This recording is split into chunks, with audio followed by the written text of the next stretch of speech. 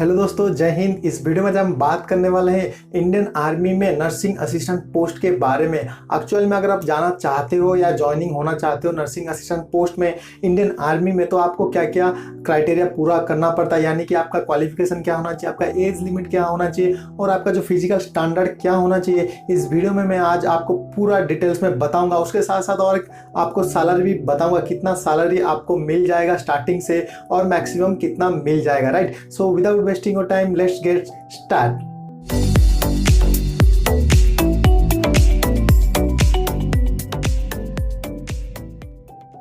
दोस्तों हम बात करेंगे पहला पॉइंट, यानी कि जो क्वालिफिकेशन है, क्या चाहिए आपको, आखिर आपका जो क्राइटेरिया क्या होना चाहिए, आपका क्वालिफिकेशन आखिर क्या होना चाहिए। फ्रेंड्स, यहाँ पे आपका जो क्वालिफिकेशन है 12th पास होना जरूरी है, ओवरऑल 50% होना चाहिए और ईच सब्जेक्ट में 40% होना जरूरी है, तभी जाके आप Indian army nursing assistant post में जा सकते हो। फ्रेंड्स, यहाँ पे और एक इंपॉर्टेंट बात यह है कि आपका जो मेन सब्जेक्ट में है उसमें इंग्लिश, केमिस्ट्री, फिजिक्स और बायोलॉजी होना जरूरी है, तभी जाके आप जो नर्सिंग असिस्टेंट पोस्ट अप्लाई कर सकते हो। 12th में 50% होना जरूरी है ओवरऑल और 40% इस सब्जेक्ट में होगा विद मेन सब्जेक्ट क्या, इंग्लिश, फिजिक्स, केमिस्ट्री, बायोलॉजी, तभी जाके आप एलिजिबल होते हो इंडियन नर्सिंग असिस्टेंट पोस्ट में अप्लाई करने के लिए। राइट फ्रेंड्स, दोस्तों यहाँ पे और एक मैं प्लस पॉइंट बताना चाहता हूँ। अगर बीएससी ग्रेजुएशन आपने किया है जूलॉजी, बॉटनी या आपका इंग्लिश में करे हो या बायो साइंस में करे हो, तो आपको बहुत बेनिफिट मिलता है अगर आप अप्लाई करते हो किसमें, यानी कि नर्सिंग असिस्टेंट पोस्ट में। अगर आपका ये क्वालिफिकेशन है बीएससी ग्रेजुएशन विथ बायोलॉजी और जूलॉजी और बायो साइंस में, तो इस बहुत सारा बेनिफिट रहता है जब आप अप्लाई करते हो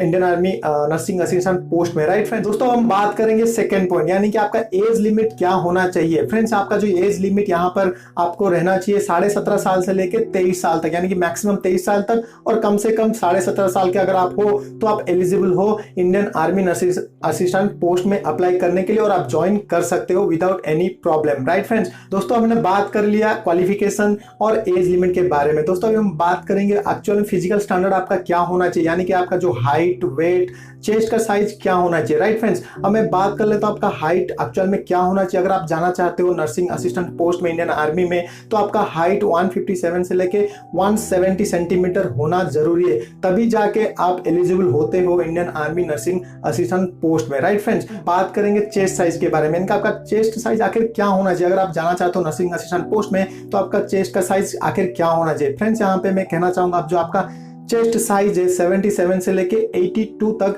आपका चेस्ट साइज अगर है, तो फ्रेंड्स आप एलिजिबल हो नर्सिंग असिस्टेंट पोस्ट में। दोस्तों यहाँ पे हम बात करेंगे अभी वेट के बारे में, यानी कि आपका वेट, अगर आप जाना चाहते हो नर्सिंग असिस्टेंट पोस्ट में, अगर ज्वाइन करना चाहते हो, तो आपका यहाँ पे वेट मिनिमम 50 kg होना जरूरी है, तभी जाकर आप एलिजिबल होते हो इंडियन आर्मी के नर्सिंग असिस्टेंट पोस्ट में। राइट फ्रेंड्स, मैंने बता दिया आपको फिजिकल स्टैंडर्ड और एज लिमिट क्या होता है और क्वालिफिकेशन क्या होता है। यहाँ पे जो लास्ट पॉइंट है सैलरी, यानी कि सबके मन में रहता है कि हमको सैलरी कितना तक मिल जाएगा अगर हम ज्वाइनिंग करते हैं। फ्रेंड्स, यहाँ पे आपको मैं बता दूं जो आपका मिनिमम सैलरी स्टार्टिंग होता है, यहाँ पे आपको सैलरी 33,000 से लेके 60,000 तक मिल जाएगा, यानी कि आपका जब प्रमोशन होगा, जब आप हविलदार पोस्ट तक चले जाओगे, तो आपको वहां तक 60,000 तक आपको सैलरी आ जाएगा और आपका जो स्टार्टिंग रहेगा वो 33,000 से स्टार्ट होगा, यानी कि 33,000 से आपका मिनिमम सैलरी स्टार्ट होना शुरू हो जाएगा, आप मतलब जब ज्वाइन कर ले तो। राइट फ्रेंड्स, ये जो मैं डाटा बता रहा हूँ जो सैलरी के बारे में, ये एक रफ एस्टिमेटेड डाटा है, क्योंकि मैं अप्रोक्सीमेटली तो नहीं बता सकता, पूरा करेक्ट डाटा नहीं दे सकता, क्योंकि आप लोगों को पता है कि इंडियन आर्मी में कई स्टैंडर्ड मेंटेन किए जाते हैं, कि उनका कई अलाउंस रहते हैं, पे स्केल रहते हैं, ग्रेड पे रहते हैं, उसके हिसाब से अलग अलग